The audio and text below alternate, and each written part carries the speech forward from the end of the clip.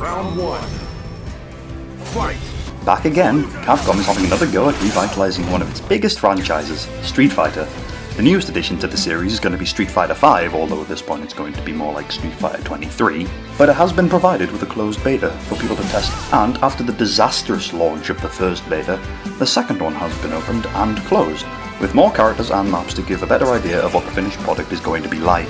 For anybody who has absolutely no idea about anything regarding Street Fighter is a game where you fight one-on-one, and occasionally this takes place in a street.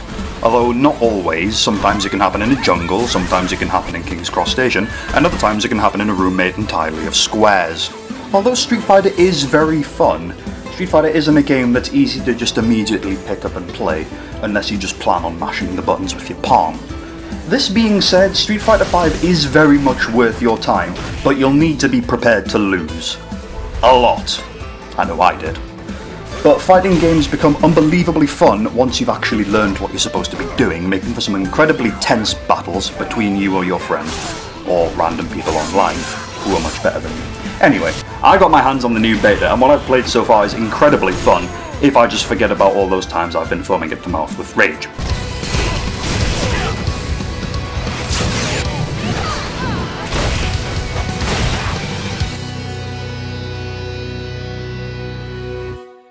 Not everyone was available for the beta, and more characters have been announced since then, but there was a great deal to choose from. Street Fighter V brings back a lot of its fighty alumni. There's Ryu, what a huge surprise, and Ken, looking like someone dumped a bowl of noodles on his head, Kix McGee Chun-Li, the evil dictator M. Bison, and Vega, the vain claw-wielding maniac.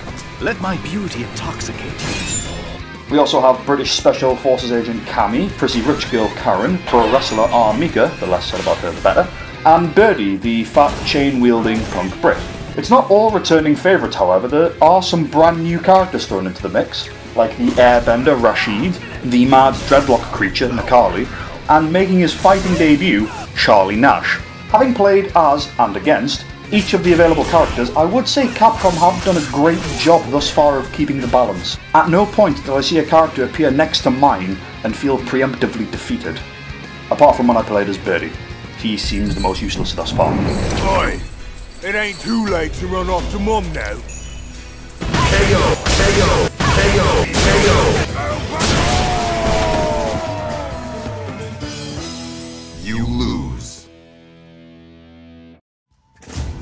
At its core, Street Fighter V's gameplay is much the same as it has been for the previous installments. You've got your light punch, medium punch, heavy punch, light kick, medium kick, heavy kick, do some twiddly stuff on the stick, and a special move will happen. The game does introduce some new mechanics as well. A couple nuances to mention. Firstly, the game will not allow you to lose if you are on your last magical pixel of health, as long as you keep blocking. Chip damage can hurt you, but it cannot kill you. Your opponent needs to land an attack on you to win, which makes it a lot easier for players to make a well-orchestrated comeback. You can also counter-attacks to allow more space by timing a button push just as you're getting hit. The V skill is basically just another move for each character that predominantly helps dodge attacks and absorb blows. For instance, if timed right, Ryu can absorb hits with his skill, Vega can dodge oncoming projectiles or attacks with his skill, and R. Mika can absorb a blow or two by getting out a microphone and talking smack to the opponent. V-Trigger is along the same lines, except this lends itself more to the idea of turning the tides of battle. From what I've played, the V-Trigger either transforms your character into a more powerful version of themselves, with much wider potential for longer combos, or for some characters the V-Trigger is simply a move that helps the player get a bit of breathing room, like Rashid's Tornado or R. Mika's tag team partner. Much like previous installments, I really like the way the mechanics are implemented to stop things from getting too one-sided, so, armed with what you have, you'll never feel hopeless. Oh, and super combos are much the same, except now they're called critical arts. Each character has their own big flashy ultra combo maneuver, which deals big damage and changes the camera angle.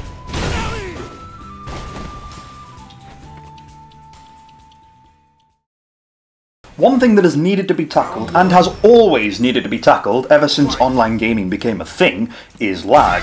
Street Fighter requires lightning reflexes, impeccable timing, and even sometimes a touch of clairvoyance, because every frame of animation matters to what you're doing, and when timing is thrown out of the window by Lady Lag, it renders the game unplayable, as has been the case with a few of my matches. Some fighting games do have lag compensation systems in place.